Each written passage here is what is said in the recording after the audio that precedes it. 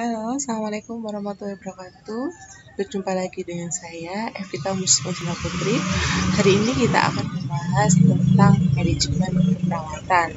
Diawali dengan apa itu konsep besar manajemen keperawatan. Manajemen adalah suatu pendekatan yang dinamis dan proaktif dalam menjalankan suatu kegiatan di suatu organisasi. Terdiri dari beberapa tahapan yang dikenal dengan istilah POAC atau POAC, yaitu planning, organizing, actuating, controlling, dan evaluating. Planning di sini yaitu berbicara tentang rencana. Jadi dalam suatu manajemen harus diawali dengan suatu perencanaan yang bagus, perencanaan yang matang. Dari perencanaan yang matang itu kemudian diorganize, diatur, diatur, setelah diorganize, kemudian dijalankan atau diactuating atau di-action, diambil tindakannya. Kemudian setelah selesai implementasi atau tindakan, kita lakukan controlling, yaitu pengawasan. Dan yang terakhir yaitu evaluating, kita lakukan evaluasi. Di mana POAC ini selalu menjadi siklus yang terus-menerus berkesinambungan, ya, diawali dengan planning, organizing, actuating, controlling, dan dievaluasi. Itu adalah proses dari suatu manajemen. Dalam manajemen asuhan keperawatan atau dikenal dengan istilah nursing care management, yaitu kegiatan pengelolaan dalam pengambilan keputusan. Jadi pengambilan keputusan dalam bidang keperawatan, di mana di dalamnya ada pengelolaan dan pengambilan keputusan yang selalu dihadapkan dengan faktor uncertainty atau ketidakpastian. Kenapa kita bicara tentang faktor ketidakpastian? Kita tidak tahu apakah sesuatu hal itu akan terjadi, sehingga dalam pengambilan keputusan kita selalu dihadapkan dengan faktor ketidakpastian ini. Apa yang harus kita lakukan ketika ada faktor ketidakpastian yang terjadi di dalam hidup kita? Makanya untuk mempertajam pengambilan keputusan dan mengurangi ketidakpastian, diperlukan data, informasi, dan proses pengendalian. Sehingga untuk mencegah terjadinya faktor ketidakpastian yang tidak diketahui oleh kita dalam melakukan tindakan, kita harus mengumpulkan suatu data, informasi, dan proses pengendalian, sehingga bisa menjalankan tindakan asuhan keperawatan maupun tindakan yang lain dengan cara yang tepat. Nah, manajemen keperawatan yaitu suatu proses bekerja melalui anggota staf keperawatan untuk memberikan asuhan keperawatan secara profesional, sehingga orang yang mengatur atau yang yang berperan di dalam manajemen keperawatan dikenal dengan istilah manajer keperawatan, yang bertugas sebagai perencana, mengorganize, memimpin, dan mengevaluasi sarana-prasarana yang tersedia untuk memberikan asuhan keperawatan yang efektif dan efisien untuk klien dan masyarakat. Selanjutnya kita bicara tentang nursing care model atau care modality atau model asuhan keperawatan profesional. Model asuhan keperawatan profesional atau dikenal dengan istilah nursing care model atau system of nursing care delivery atau care modality ini berdasarkan dari manajemen kasus, ya. Kemudian definisinya yaitu metode dari organisasi dan perawatan keperawatan, ya, yang bertujuan untuk mencapai keinginan atau mencapai hasil outcome pasien, yaitu sembuh dan mendapatkan perawatan dengan baik. Sehingga ada beberapa komponen dari nursing care model. Yang pertama adalah bagaimana bisa memutuskan atau mengambil suatu keputusan, kemudian alokasi kerja, kemudian komunikasi, manajemen, dan koordinasi. Kelima hal ini yang nanti bisa mencapai kondisi nursing care model yang profesional atau asuhan keperawatan yang profesional. Dikenal dengan istilah MAKP, ya. Nah, tujuannya adalah untuk meningkatkan kualitas dari nursing care atau perawatan, kemudian jadi streamline dan memfasilitasi koordinasi antar tenaga keperawatan, kemudian memfasilitasi efektivitas dari kegiatan discharge planning dan edukasi pada pasien, kemudian mengatur dan mengoptimize length of stay, yaitu lamanya pasien tinggal di rumah sakit, dan juga meningkatkan proses komunikasi. Itu tujuan dari MAKP. Tipe dari nursing care model atau MAKP di sini yaitu yang pertama ada private duty, kemudian yang kedua ada MAKP fungsional, kemudian MAKP tim, MAKP primer, MAKP manajemen kasus, dan MAKP moduler. Di mana moduler ini gabungan antara tim dan primer. Seperti apa model asuhan keperawatan profesional fungsional? Yaitu berdasarkan fungsi dari atau job desk dari perawat tersebut. Kemudian bagaimana dengan tim? Kalau tim itu berarti adanya tim, ya. Jadi ada ketua tim, kemudian ada anggota tim. Kalau nursing care model primer di sini pelaksanaan manajemen keperawatannya pada pasien dari pasien masuk sampai pasien pulang atau dinyatakan sembuh atau dinyatakan meninggal. Kemudian kalau manajemen kasus berarti satu perawat memegang satu kasus pasien. Kalau moduler tadi gabungan antara tim dan primer. Nah, untuk membuat suatu MAKP yang tepat, makanya kita harus membuat suatu sistem yang terstruktur, terproses, dan mengandung nilai-nilai yang profesional, sehingga mewujudkan asuhan keperawatan yang profesional. Struktur, apa itu? Yaitu kita tetapkan jumlah tenaga keperawatan, contohnya. Kemudian penetapan jenis tenaga keperawatan, penetapan standar rencana keperawatan. Dalam proses, berarti kita bicara tentang bagaimana proses penggunaan metode atau MAKP tersebut.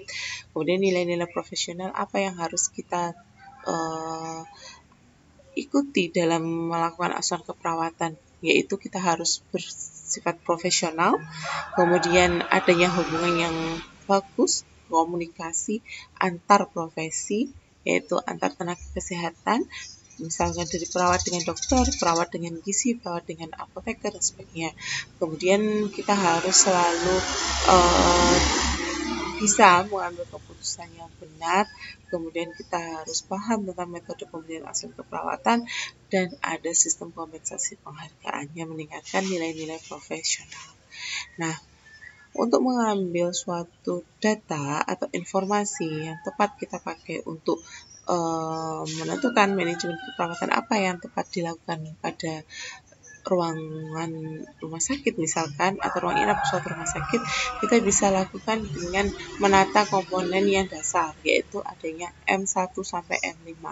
Apa itu M1 sampai M5? M1 itu dikatakan dengan man, ya. Di sini dikatakan dengan man. M2 itu material.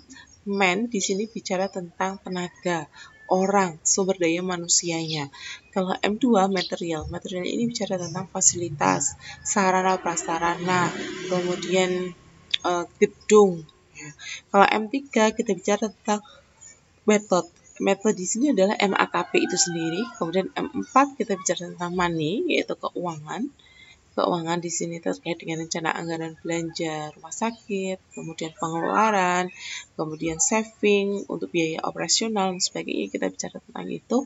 Kemudian M5 kita bicara tentang mutu atau quality, kualitas. Ya. Jadi 5M ini yang sangat berperan ketika kita mau menentukan model asuhan keperawatan apa yang tepat dilakukan pada suatu bangsal kita atau suatu rawat inap kita atau satu rumah sakit. Ya, dicari SDM-nya, materialnya, metode, money, dan mutu. Oke, kembali lagi ke sini tadi ya. Sehingga M1 sampai M5 ini perlu digali terlebih dahulu. Kemudian dalam proses manajemen di sini mirip seperti dengan proses keperawatan, di mana kalau proses keperawatan kita kenal dengan adanya pengkajian, diagnosa keperawatan, intervensi, implementasi dan evaluasi. Dalam proses keperawatan, dalam pengkajian itu kita juga adanya pengumpulan data tadi M1 sampai 5. Kemudian dalam perencanaan, sebelum dalam perencanaan kita harus tahu dulu dari data ini apa yang menjadi suatu masalah sehingga kita bisa lakukan perencanaan. Dari perencanaan kita lakukan pengelolaan. Pengelolaan dalam bentuk kepegawaian, pengelolaan dalam bentuk sarana dan sebagainya. Kemudian didasari oleh dasar kepemimpinan dalam pelaksanaannya dan dievaluasi dengan cara melakukan pengawasan. Sehingga proses manajemen ini sangat mendukung dalam proses keperawatan.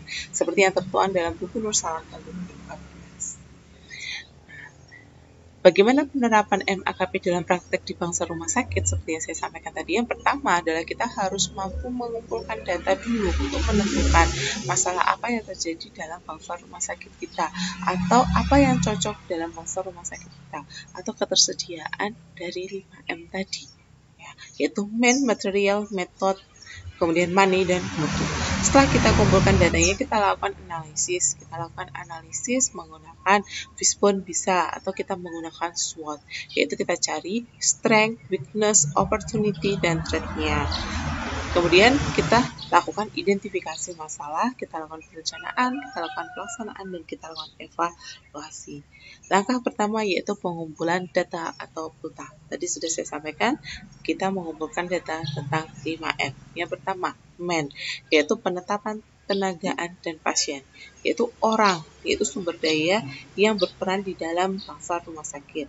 Misalnya di sini tenaga di sini kita juga harus menentukan struktur organisasinya.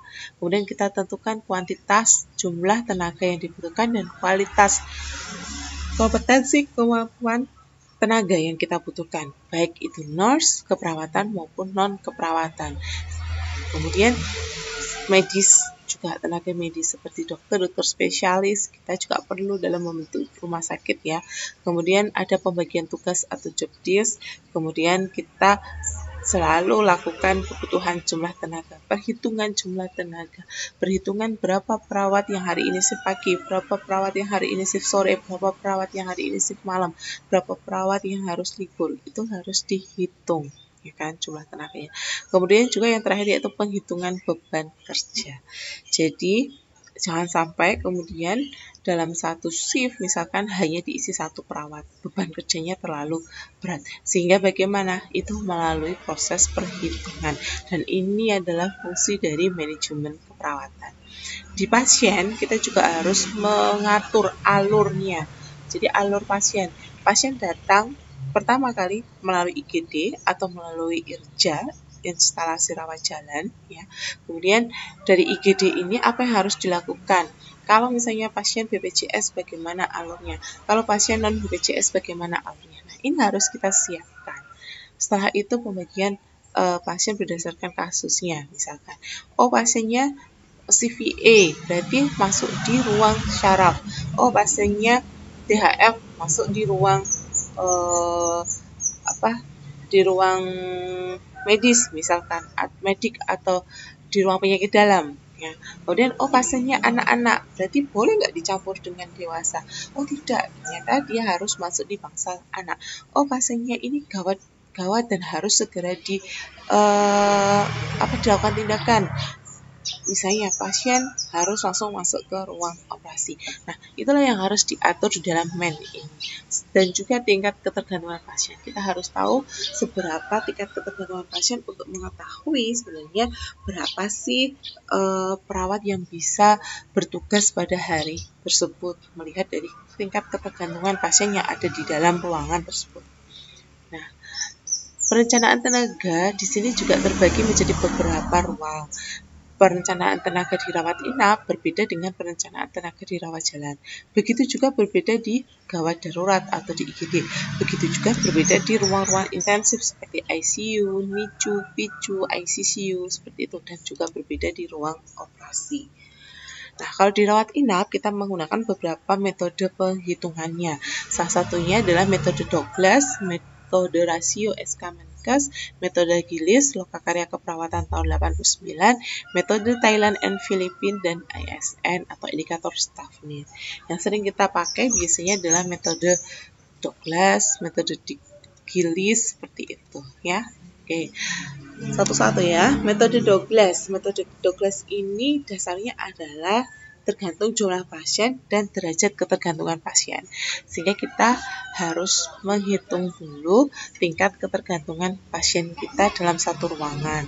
Dikategorikan ada 3, yaitu minimal care, intermediate care, dan total care. Kalau minimal care itu harus mendapatkan perawatan 1-2 jam setiap harinya. Intermediate care yaitu 3-4 jam setiap harinya, dan total care 5-6 jam setiap harinya. Nah, siapa sih pasien yang tergolong dari minimal care? Yang minimal care dengan perawatan 1-2 jam yaitu pasien yang dapat melakukan personal hygiene sendiri, seperti mandi, ganti pakaian, makan, dan minum. Kemudian pasien mendapatkan pengawasan dalam ambulasi atau gerakan. Kemudian diobservasi tanda-tanda vitalnya setiap shift. Kemudian mendapatkan pengobatan minimal dan status psikologi atau status kesadaran stabil. Dan adanya persiapan prosedur pengobatan. Itu masuk ke dalam minimal care. Kalau partial care atau intermediate care, yaitu 3-4 jam proses perawatannya dalam satu hari, yaitu pasien yang personal hygiene-nya dibantu dalam kebersihan diri, makan, minum, ambulasi atau bergerak. Kemudian observasi tanda-tanda vitalnya tiap 4 jam. Pengobatannya lebih dari satu kali dalam satu hari. Kemudian pasien menggunakan kateter Foley. Kemudian terpasang infus untuk dicatat intake dan outputnya, dan pengobatan yang perlu prosedur. Itu masuk partial care. Kalau total care jelas segala personal hygiene-nya, segala kebutuhan dasarnya dibantu ya, mulai dari makan, mandi, minum, bergerak, itu harus dibantu. Kemudian juga adanya pengaturan posisi, 2 jam miring kiri, 2 jam miring kanan, 2 jam berbaring. Kemudian observasi tanda-tanda vitalnya tiap 2 jam. Pasien menggunakan NGT. Kemudian pasien mendapatkan terapi intravena bahkan pakai suction. Kemudian adanya penurunan kesadaran, kondisi gelisah, disorientasi, atau bahkan koma tidak sadar.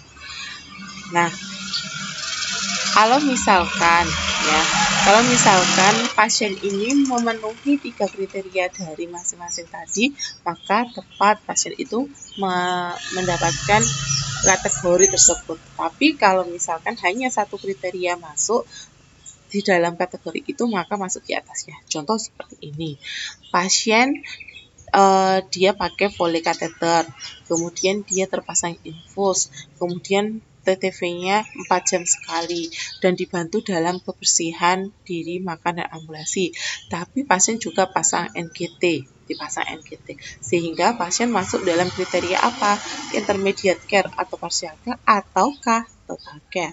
Ingat di sini, tiap klien memenuhi 3 kriteria atau lebih. Bila hanya 1 kriteria, masuk di atasnya. Sehingga kalau hanya 1 kriteria NGT di total care, tetapi 4 kriteria ada di partial care, sehingga pasien dikatakan dengan kondisi partial care atau masuk dalam kategori partial care. Semoga bisa dipahami ya. Oke. Nah, setelah kita lakukan perhitungan kebutuhan atau perhitungan ketergantungan pasien, yaitu ada minimal care, ada intermediate atau partial care, ada total care, sehingga kita bisa hitung jumlah perawat yang shift di pagi, siang, atau malam dengan rumus Douglas seperti ini. Jadi kalau jumlah klien pagi itu pengalinya adalah 0,17, kalau siang 0,14, malam 0,07 untuk pasien dengan minimal care. Kemudian untuk pasien intermediate care, pagi pengkalinya adalah 0,27, siang adalah 0,15, malam adalah 0,1. Untuk total care, paginya yaitu pengkalinya adalah 0,36, siang 0,3, malamnya adalah 0,2. Itu tergantung dari jumlah kliennya, sehingga pengkalinya adalah jumlah kliennya. Seperti apa sih Bu? Jadi contohnya seperti ini. Misalkan di ruang rawat inap jumlah pasiennya ada 22, yaitu ada 3 minimal care, ada 14 intermediate care atau partial care, kemudian ada 5 total care. Jadi berapa jumlah perawat yang dibutuhkan saat shift pagi, saat shift sore, dan saat shift malam, dan berapa yang harus libur, seperti itu. Nah, ini salah satu tugas dari manajer keperawatan. Jadi Karu itu setiap hari atau setiap minggu harus punya perhitungan seperti ini, berapa yang perawatnya dinas pagi, berapa yang dinas sore, berapa yang dinas malam, dilihat dari jumlah ketergantungan pasien. Nah, besok kalau kalian menjadi Karu, kalian harus bisa menghitung seperti ini ya. Contohnya tadi 3 minimal care pagi, di pagi hari 3 minimal, itu berarti jumlah kliennya tadi 3 ya kan, dikali 0,17, dihitung yaitu 0,51. Terus yang intermediate ada 14, Bu. 14 kita cari intermediate yang pagi. Jadi 14 dikali 0,27. Ya, di sini 14 dikali 0,27 itu pagi. Kemudian yang total 5, Bu. 5 berarti pagi. 5 dikali 0,36. Kita hitung kemudian. Hasilnya adalah 6,09. Jadi perawat yang dibutuhkan saat pagi adalah 6. Seperti itu.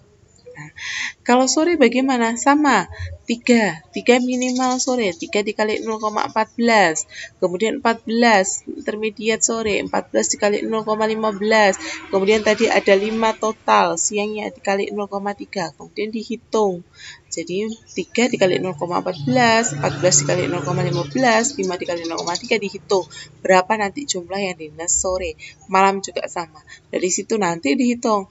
Pagi, sore, plus malam, dihitung berapa totalnya. Misalkan sore di sini dibutuhkan 3, malam di sini dibutuhkan 4 misalkan. Jadi 6 tambah 3 tambah 4, 13. Jadi hari ini yang harus bertugas itu adalah 13 perawat. Nah, belum nanti yang libur. Misalkan yang libur ada 2. Berarti total dalam satu rawat inap ini jumlah perawatnya yang dibutuhkan adalah 15. Seperti itu. Di luar dari Karu ya, di luar dari Karu. Nah, dari sini juga bisa kita tentukan apakah kita bisa menggunakan MAKP tim atau MAKP primer. Ya, nanti untuk MAKP akan saya jelaskan di pertemuan berikutnya. Oke, kalau metode rasio kita menggunakan metode perbandingan. Dilihat dari kelas dari rumah sakitnya. Kalau kelas A, tipe kelas A yaitu terdiri dari lebih dari 500 nurse, dan kelas B terdiri dari 200 nurse, itu perbandingannya adalah tempat tidur, TT itu tempat tidur dibanding tenaga keperawatan adalah 1:1.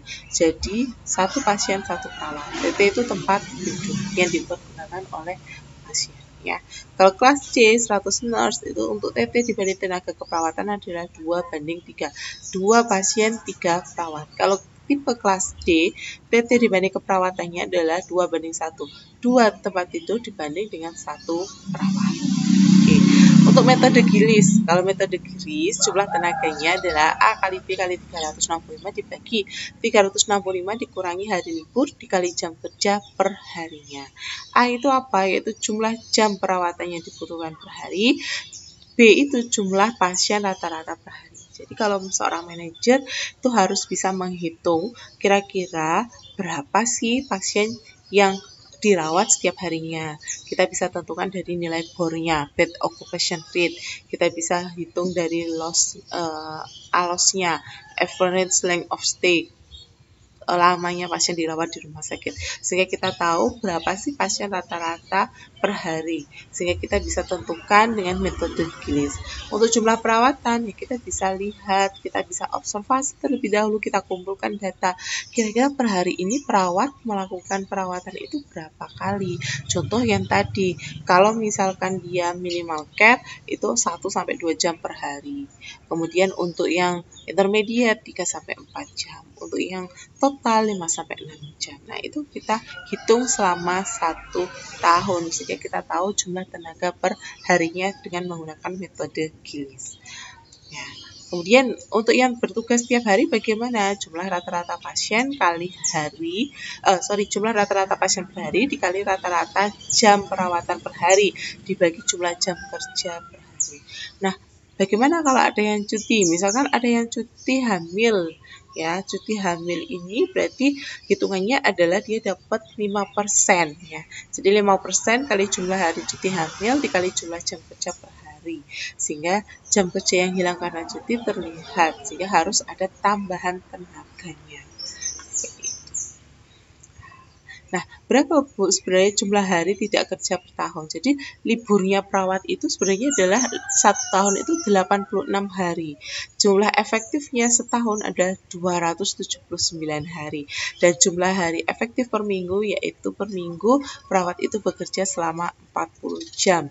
Untuk cuti hamil kita dihitung 72 hari.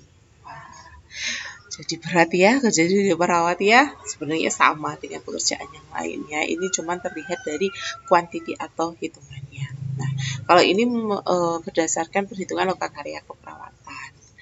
Ini berdasarkan metode Thailand dan Filipina. Ya. Oke, tadi terkait dengan rawat inap. Sekarang kalau perhitungan di kamar operasi, kita harus hitung jumlah dan jenis operasinya, jumlah kamar operasi yang kita miliki, pemakaian kamar operasi per harinya berapa jam, kemudian tingkat ketergantungan pasien.